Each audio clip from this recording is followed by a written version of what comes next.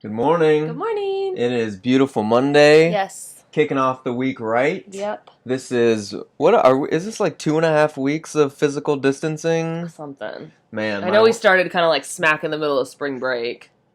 it's funny because when this first happened, I couldn't help but have a little sense of excitement. Like, This is kind of ooh. an adventure. We're breaking the norms. We're stuck inside. It's like an extended sleepover. With your bestie. That lasted for about 24 hours.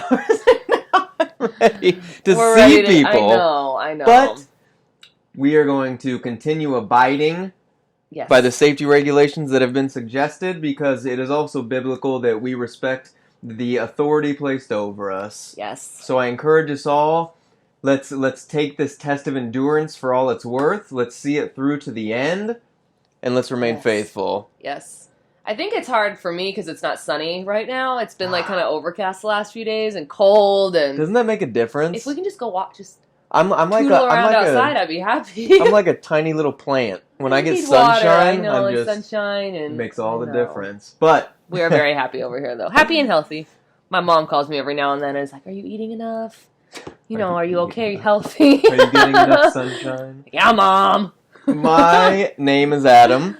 I'm the youth pastor at Crossroads Church. This is my beautiful wife, Sydney. My son, Jack, is still sleeping. Well, technically he's awake, but he's not out of his crib yet. He's tootling around up there. Tootling. For a little bit after he wakes up every morning, he just lays in there and babbles and rolls around. Sings and plays. We have been reading Jesus Calling by Sarah Young every morning. It's amazing. Today is April 6th, correct? Sir. All right, let's just get right into it. You actually get to open your book and follow along because Jack isn't doing this. Open, close, open, close, open, close. I love him and miss him. I can't wait to go get him. April 6th. Bring me the sacrifice of thanksgiving. Take nothing for granted, not even the rising of the sun. Before Satan tempted Eve in the Garden of Eden, thankfulness was as natural as breathing. Satan's temptation involved pointing Eve to the one thing that was forbidden her. The garden was filled with luscious, desirable fruits, but Eve focused on the one fruit she couldn't have rather than being thankful for the many good things freely available. This negative focus darkened her mind, and she succumbed to temptation. When you focus on what you don't have, or on situations that displease you, your mind also becomes darkened. You take for granted life, salvation, sunshine, flowers, and countless other gifts from me. You look for what is wrong and refuse to enjoy life until that is fixed, quote unquote.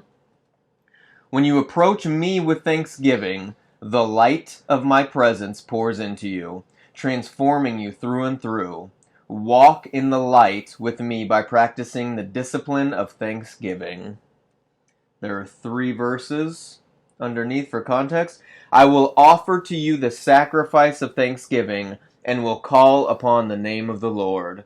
Psalm chapter 116, verse 17. The woman said to the serpent, "We may eat fruit from the trees in the garden, but God did say, you must not eat fruit from the trees that is in the middle of the garden, and you must not touch it, or you will die." "You will not surely die," the serpent said to the woman. Genesis chapter 3, verses 2 through 4. But if we walk in the light, as he is in the light, we have fellowship with one another, and the blood of Jesus, his Son, purifies us from all sin.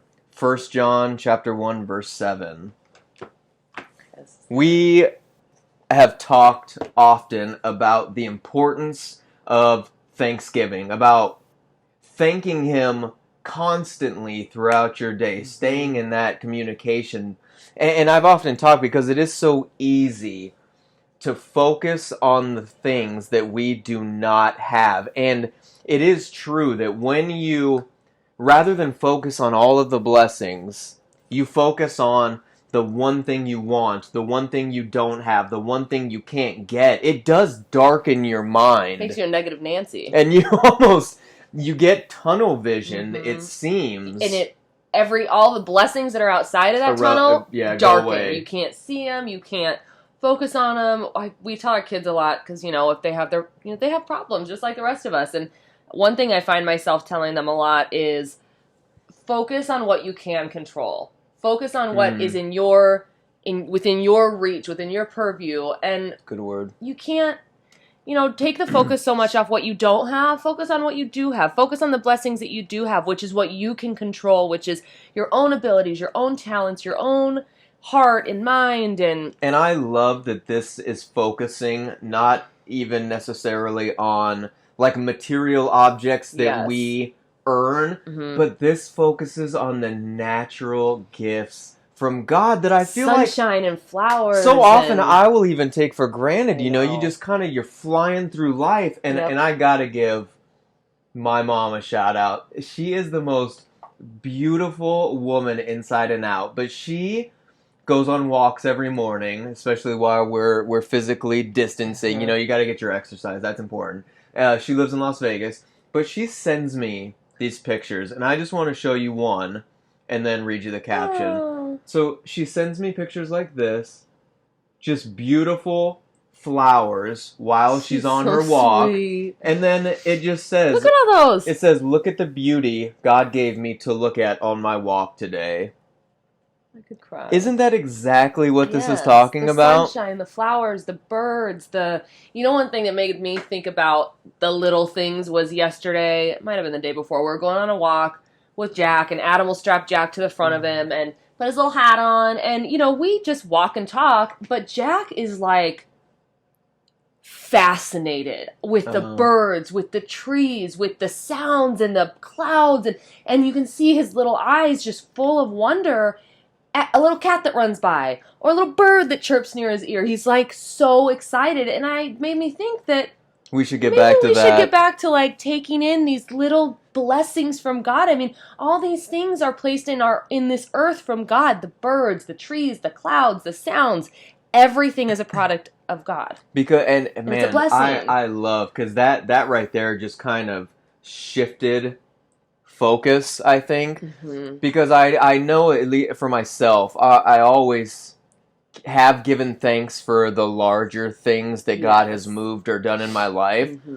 But man, when you get down to the smaller things like you're just describing and my mom is talking about, I mean, He created these little things. You will find yourself not helping, but being in a constant state of thanksgiving and praise. Yes. Because the world is so beautiful, and they are all gifts from God, and if you can focus on all of these things constantly, then the one little poisonous seed that you might focus on that can start to grow jealousy or bitterness or anger and selfishness, you won't allow that weed to crowd your heart around the peace that God has given you, because you're focused on all of the other things. And with constant thanksgiving brings that peace, because that's I love to say how these things work twofold.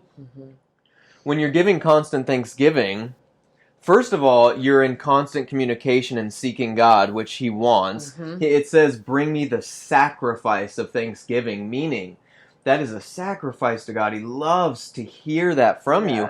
And then secondly, not only does it keep you in constant communication, but it shines light on the peace that is in the center of your heart and burns away the weeds. Yes.